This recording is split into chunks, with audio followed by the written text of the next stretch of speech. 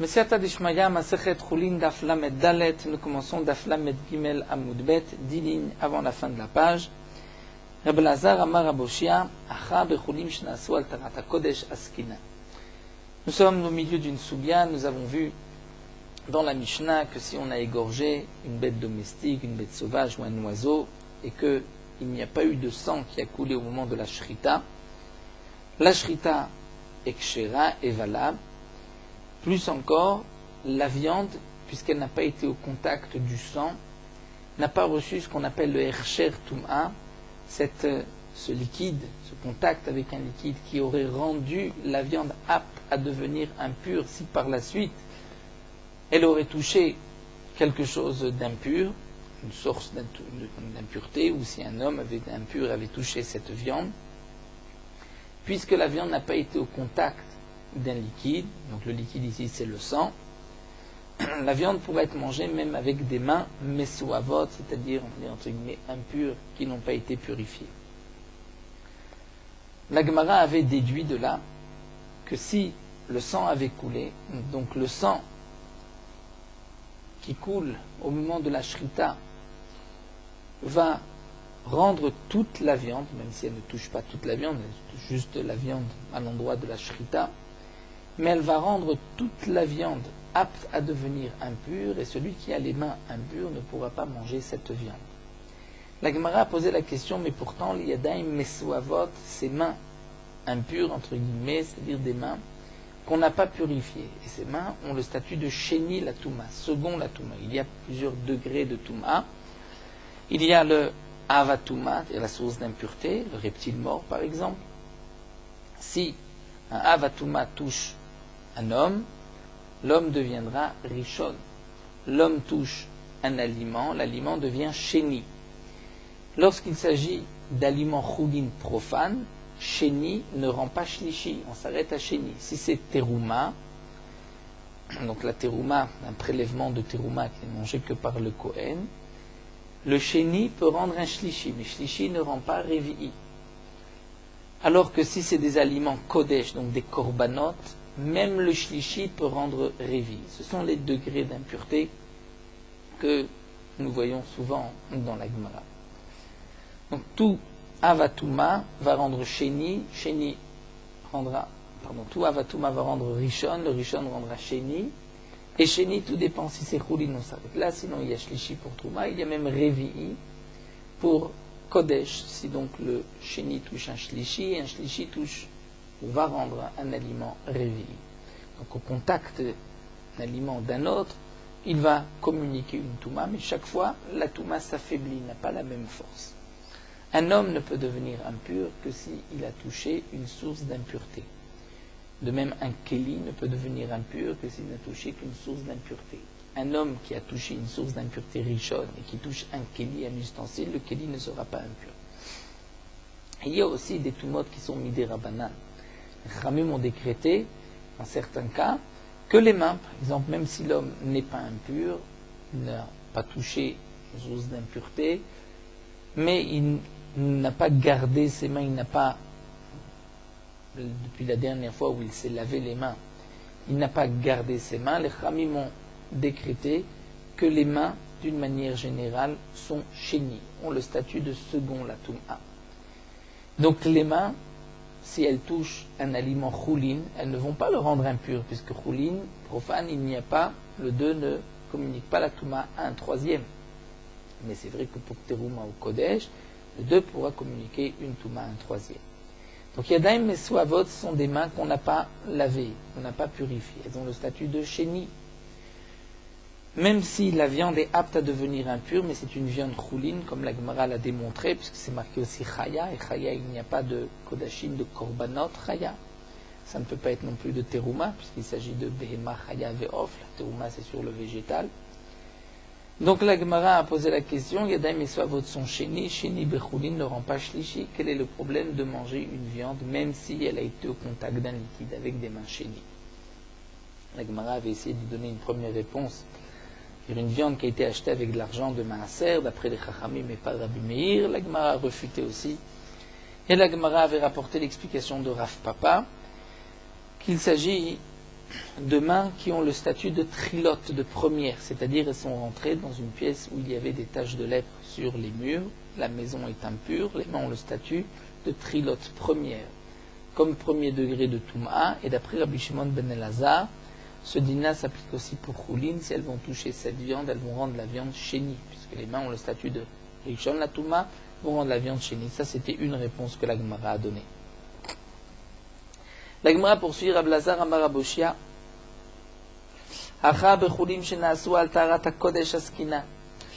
ici, on pourrait expliquer notre Mishnah. Il s'agit effectivement d'aliments profanes, choulin, mais chez Nasu al Tarata Kodesh, c'est-à-dire un homme qui prend l'habitude de manger tout ce qu'il mange avec la Kedusha de Kodesh, de Korbanot. Un homme qui a l'habitude de manger des Korbanot, il va s'efforcer de manger tout comme si c'était un Korban. Et donc, ces choulin, même la viande qui est profane, qui n'est pas d'un Korban, a un statut particulier. Et le chéni pourra la rendre même shlishi, ou deloke Rabbi Yehoshua. Mais ce n'est pas comme l'opinion de Rabbi Yehoshua. Puisque d'après Rabbi Yehoshua, le choulin qui a Tarata Kodesh ne deviendra pas shlishi.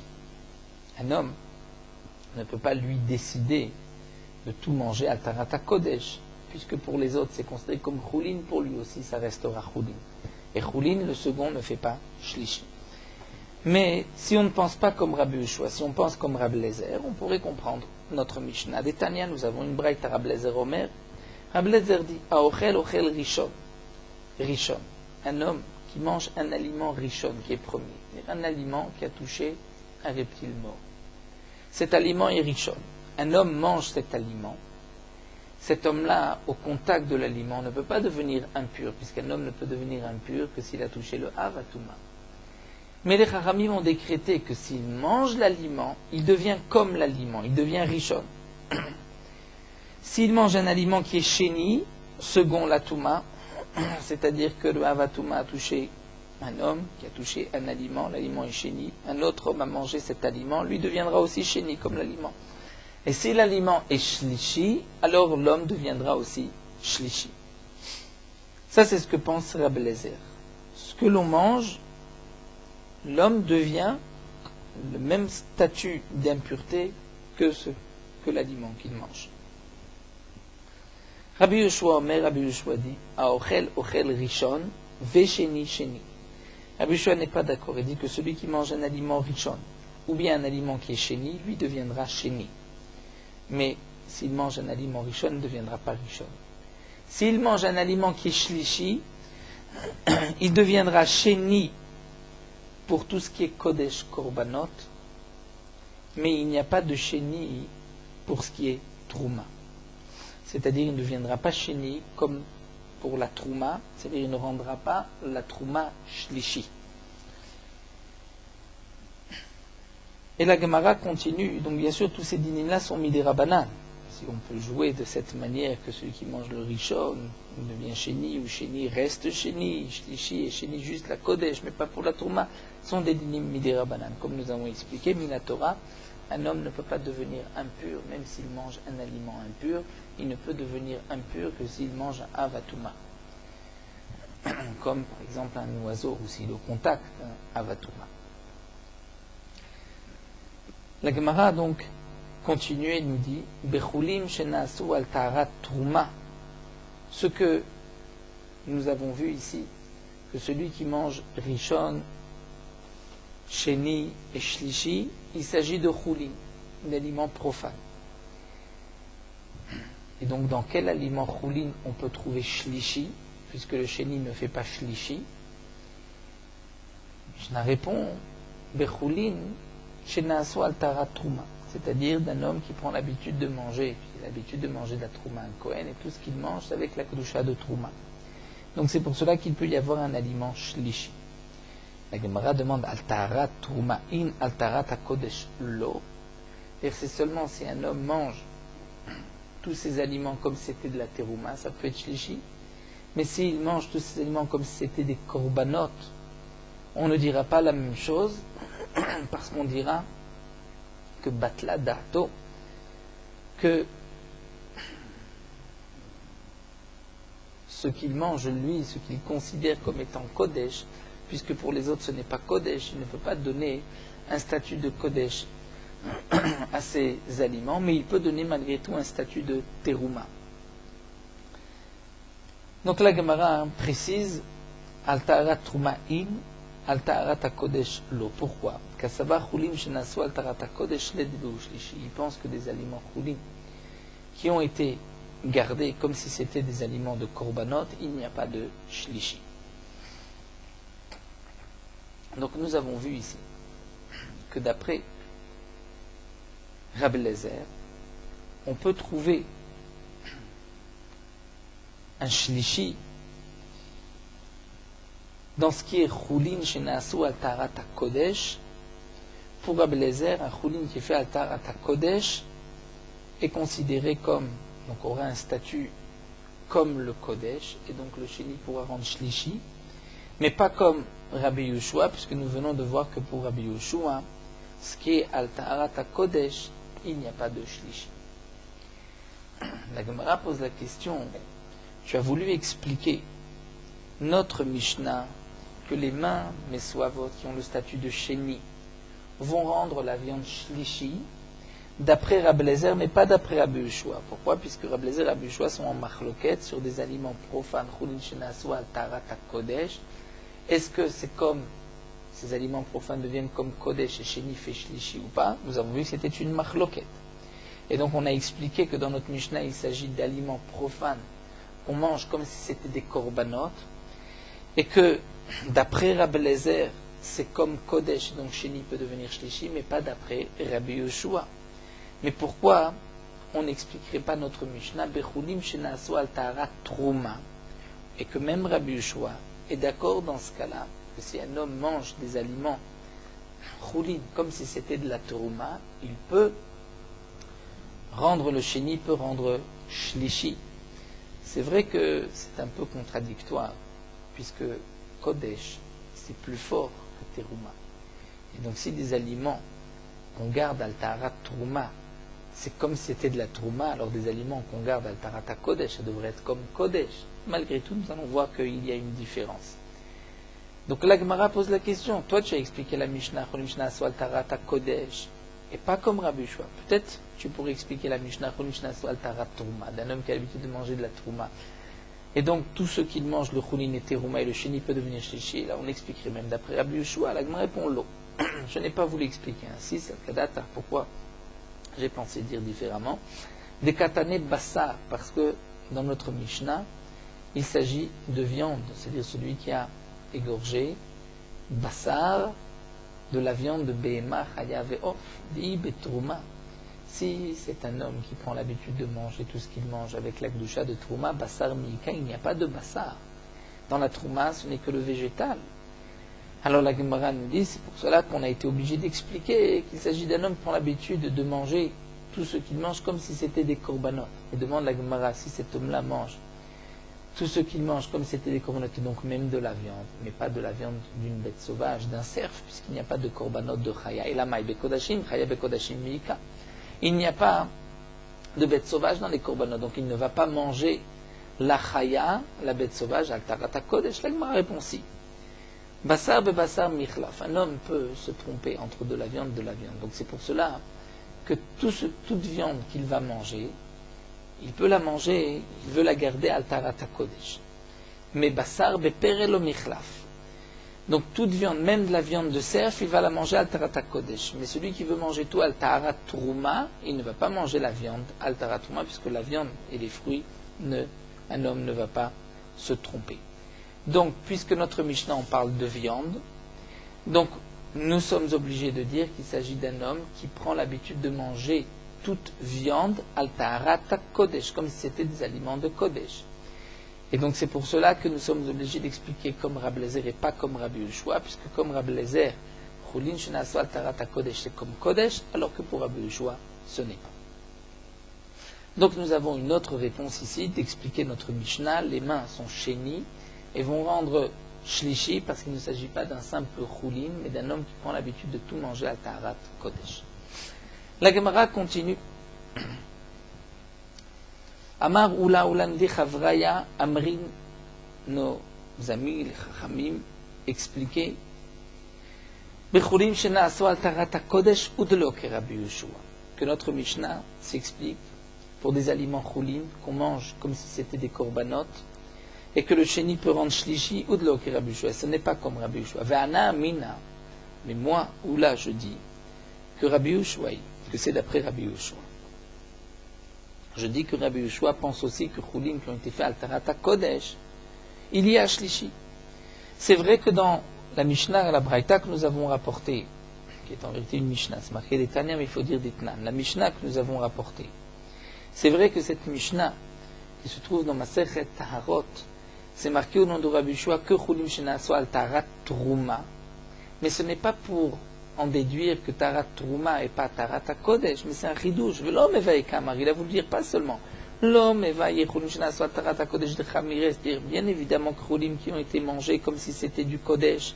C'est vrai que c'est Chamo, et donc là c'est sûr que le Sheni rendra Shlishi, des bouts Shlishi, il y a un troisième degré. La Flou Chulim Shenaso al Taharat Truma n'a mis de bouts Shlishi.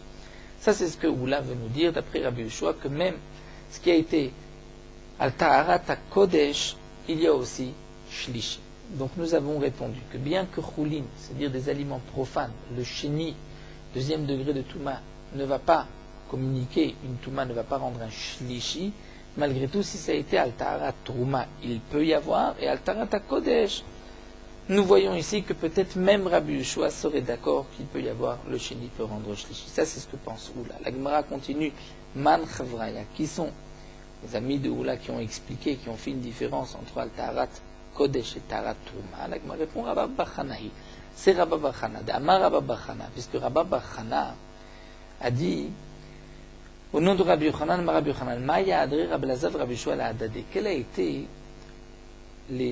ont été les arguments de Rabbi Lazav Rabbi Yoshua? Qu'est-ce que l'un a répondu à l'autre? Et donc à travers le développement que nous allons voir, nous allons comprendre que Rabbi Bachana fait une différence entre Chulim Shenaso al Taharat Kodesh et Chulim Shenaso al Taharat Trouma.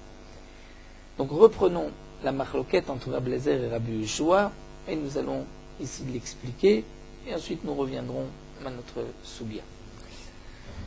C'est vrai que ce sont des notions qui ne sont pas faciles, des notions de Touma Vetahara, mais petit à petit nous allons développer, expliquer tout le raisonnement de la Gemara.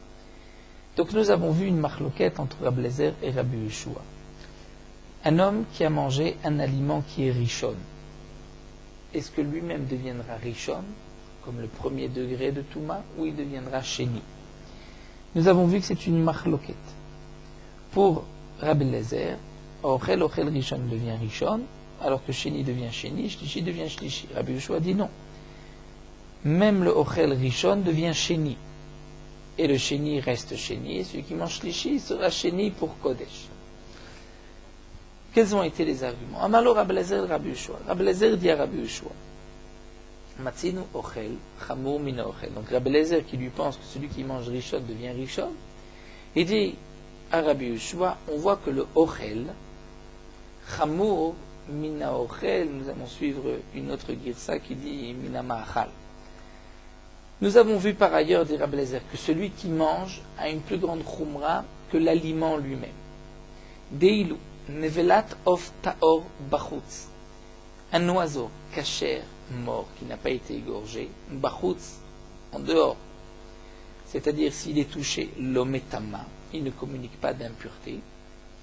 Mais pourtant, veilu ochla, celui qui mange cet oiseau, metama begadima betabelia, il sera impur et ses habits seront impurs lorsqu'il va avaler un morceau de cet oiseau. Donc tu vois que celui qui mange un aliment est une plus grande choumra que l'aliment lui-même. Un oiseau mort, un oiseau kasher mort, ne communique pas d'impureté. Il est mangé, celui qui le mange devient impur par cet oiseau. Ve'anu et nous. Et achlona se ochel kemachal. Comment ne va-t-on pas rendre le ochel, celui qui mange, comme le ma'achal, puisqu'il est chamour, donc il mange un rishon, c'est-à-dire il mange une pomme qui a été touchée par un chéretz. La pomme est rishon, un homme mange cette pomme, il devient rishon. Ça c'est ce que pense Rabbi Lazav. Rabbi Yoshua va dire non, mais nevlat oftor lo damrilan, tu ne peux pas apprendre ce din de la nevlat oftor, parce que des chidouchou. C'est un chidouche.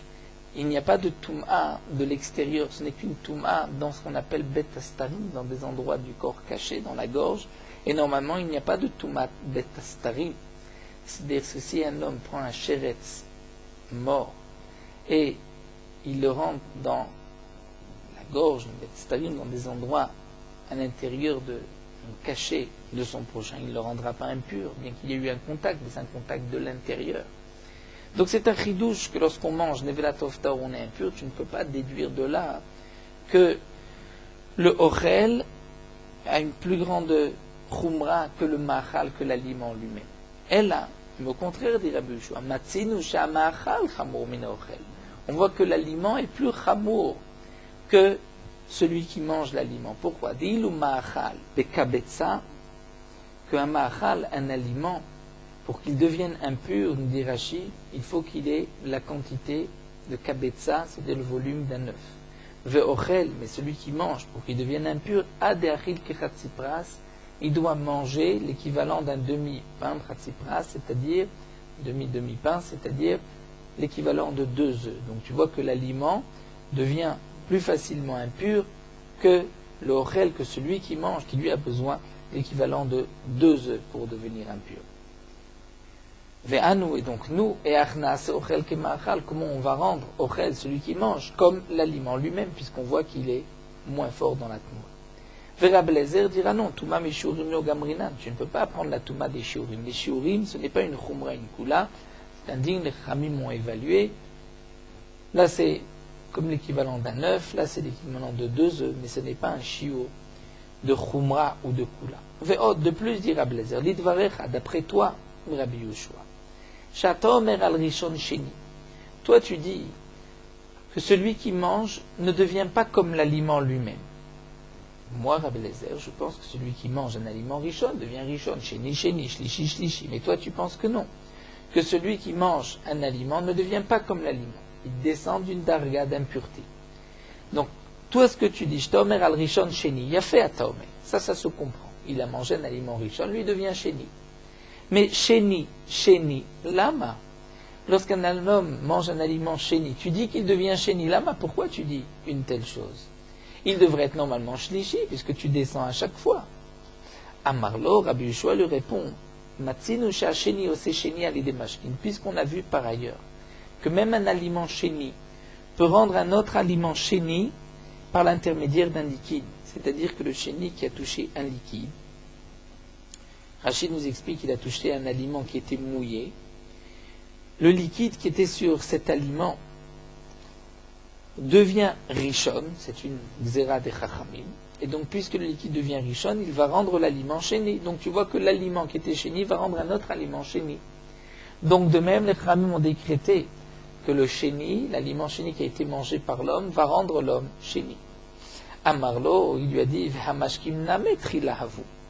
Il lui dit, mais les mashkim, les liquides, si vraiment toi tu veux apprendre du digne du liquide, alors de la même manière que le mashké lui devient premier, et puisque lui devient premier, et qu'ensuite il va communiquer, il va rendre l'aliment chéni, donc tu devrais dire va mashkim namet trila, vous son premier ditnan kolaposel bitrouma, mais ta mashkim liot trila, tout ce qui rend pas sous la trouma, c'est-à-dire tout ce qui est chéni qui peut rendre pas sous la trouma, peut rendre impur un liquide et va rendre le liquide trila rishon, bien sûr midi rabanan, chutz à l'exception du tvulium, qui lui ne pourra pas rendre, tvulium est aussi possède la trouma, mais lui ne rendra pas les liquides trila. Donc puisque toi, tu dis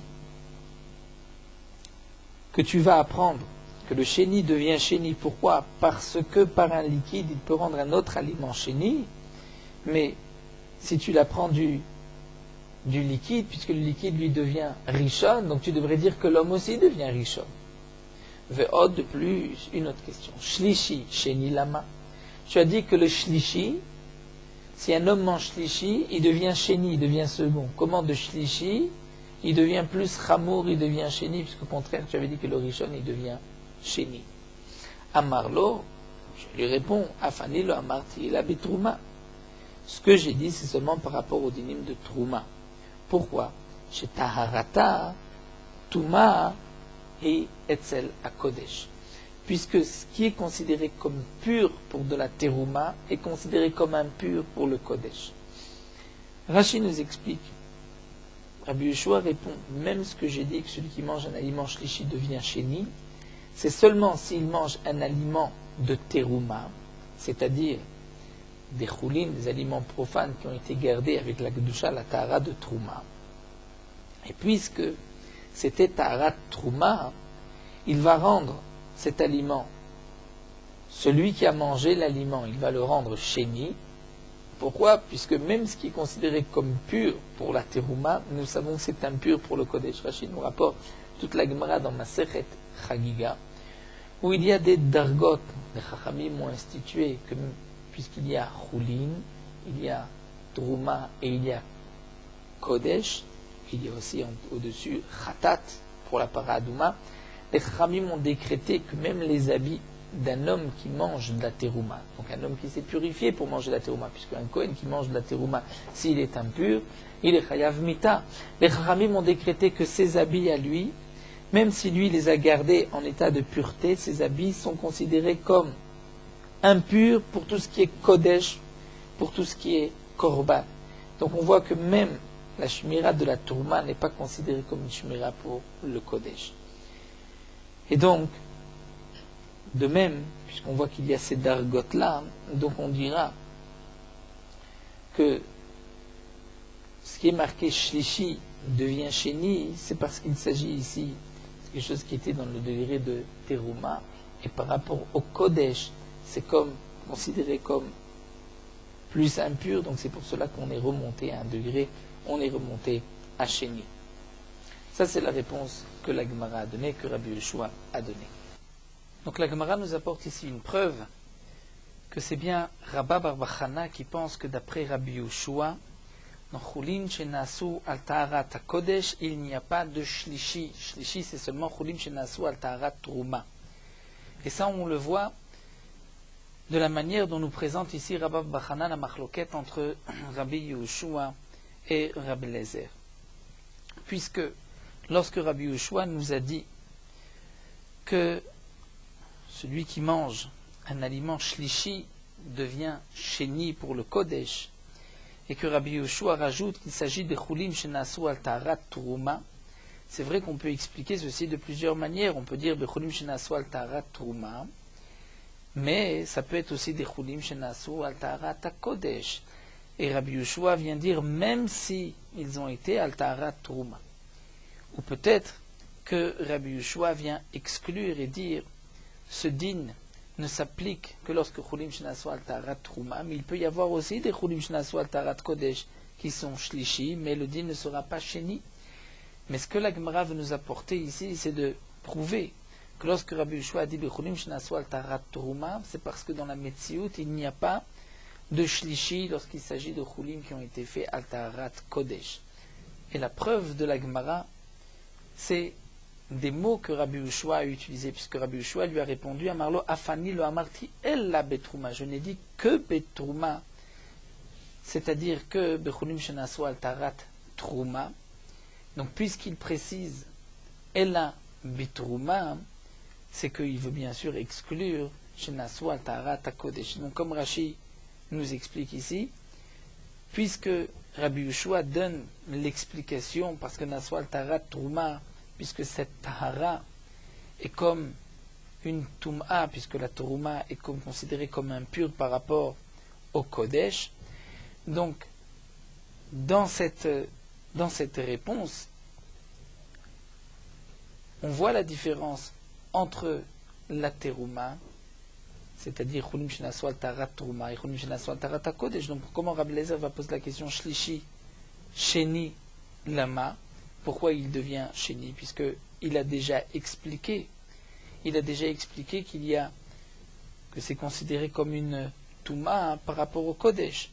Donc nous sommes obligés de dire que dans les paroles de Rabbi Yeshua, il n'y a que, lorsqu'il a dit Ella, c'est parce que c'est la seule possibilité qu'il y ait shlishi, c'est-à-dire de chulim al taharat trouma, et non pas que Rabbi Yeshua laisse la possibilité qu'il y ait aussi un autre shlishi et qu'il l'a exclu, parce que s'il l'a exclu, parce que c'est seulement al taharat trouma, parce que c'est considéré comme une impureté, alors Rabbi Eliezer ne pose pas de question, Rabbi Yoshua a déjà donné la raison. Donc on est obligé de dire que Rabbi Yoshua, lorsqu'il a dit Afen lo marti el trouma, c'est ce qu'il avait dit plus haut, chez Nassou al taharat trouma, c'est qu'il n'y a uniquement que le chulim chez Nassou al taharat trouma qui peut devenir shlishi, mais pas al taharat hakodesh. Et donc ça c'est la preuve que Rabbi Bachana pense, d'après Rabbi Yoshua, que chulim chez Nassou al taharat hakodesh, il n'y a pas de shlishi. Amar Rabbi Zira, Amar Ravasi, Amar Rabbi Yochanan, Amar Rabbi Yanai. Et donc Rabbi Zira vient dire au nom de Ravasi, au nom de Rabbi Yochanan, au nom de Rabbi Yanai, Aochel Shlishi Shel Chulin, Shenasu al Tarat HaKodesh, Naase Gufo Sheni la Kodesh. Si un homme mange un aliment qui est Shlishi, mais un aliment qui était de Chulin profane, qui avait été gardé comme si c'était un korban, al Tarat HaKodesh, et l'aliment est donc Shlishi. Si un homme mange cet aliment, qui avait été gardé al Tarat HaKodesh, Naase Gufo Sheni la Kodesh. Son corps devient comme Sheni la Kodesh par rapport à ce qui est Kodesh. Puisque les Chachamim ont décrété des degrés de Touma. Donc bien qu'il mange un aliment qui est Shlishi, mais lui deviendra comme Sheni. Donc il remonte d'un degré qu'il est encore plus impur que l'aliment qu'il a mangé. Et tu verras Rabbi Zira et Rabasi. Rabbi Zira vient objecter à Ravasi, vient lui dire, nous avons vu plus haut que le shlishi, c'était dans les paroles de Rabbi Yoshua. Le shlishi devient sheni pour ce qui est kodesh, mais ne devient pas sheni la trouma. Et nous avons expliqué, bechulin shnasu al taharat trouma, les aliments chulin qui ont été gardés comme c'était de la terouma. Il n'y a pas de sheni la trouma. Donc al taharat trouma in, al taharat kodesh lo. C'est-à-dire que c'est seulement al taharat trouma que le shlishi devient comme un sheni la Kodesh, mais al Taharat HaKodesh, il n'y a pas de shlishi, c'est ce que nous avons vu plus haut.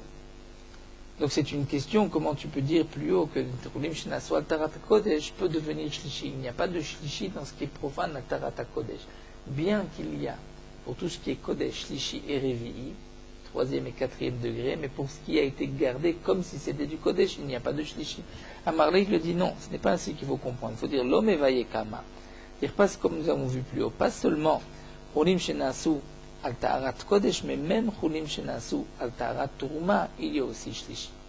Ve'a afani lo amarti la bitrouma kama, mais pourtant Rabbi Yoshua lui-même a dit, ce que j'ai dit c'était seulement par rapport à la Trouma. Donc on voit qu'il a exclu, il a dit al Taharat Trouma, et Rashi nous dit que Rabbi Bachana m'a rapporté dans l'enseignement de Rabbi Eliezer, Rabbi Yoshua au nom de Rabbi Yochanan. Donc là nous avons une contradiction de deux enseignements de Rabbi Yochanan. Et la Gemara répond effectivement. Et Morain, il nous va les bas de Rabbi Yochanan. C'est une marloquette à Morain d'après Rabbi Yochanan. Rabbi Bachana et Ravasi sont en marloquette puisque Ravasi lui n'a pas cette réponse de Rabbi Yoshua qui a dit Anilo Amarti et la Bitrouma, mais il pense que non, que c'est aussi bien Bitrouma que pour Kodesh. Donc c'est pour cela que Ravasi a dit ici que même le Shlishi de Chulim Shenasu al Taharat Kodesh, donc il peut y avoir dans Chulim Shenasu al Taharat Kodesh, il peut y avoir deux Shlishi. Et puis nous avons vu, au nom de Rabbi Yochanan, Rabbi Bachana, que non. Dans ce cas, al Taharat Kodesh, il ne peut pas y avoir deux Shlishi. Donc nous allons nous arrêter ici, on continuera à Maroula, qui est une autre soubia. Nous terminons Meorot Halacha Daf Lamed Dalet. Lorsqu'on pétrit la pâte pour les matzot, il faut faire attention de ne pas pétrir, de ne pas faire une grosse pâte, mais juste le shiur chala et pas plus.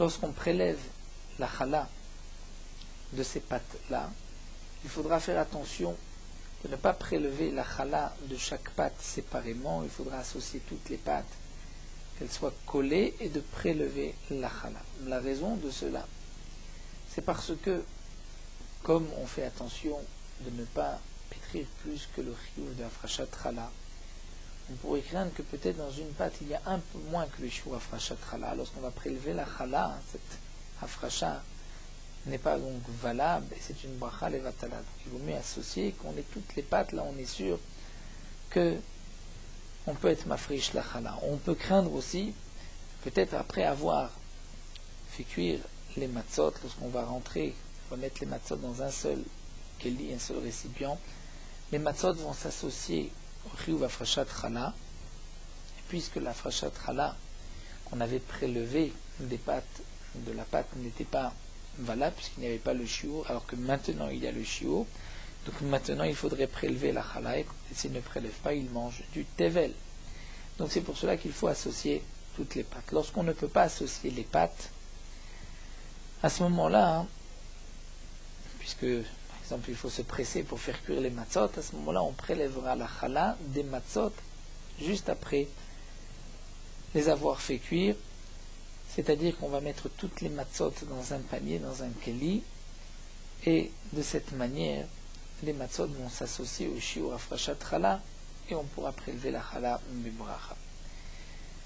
Dans les mafiyot matzot, la afrashat chala se fait par d'après les instructions des chachamim, des rabbanim qui sont posés, vérifiés une ashgacha sur la mafia, et donc tout se fait d'après les halachot que nous avons vus jusque-là.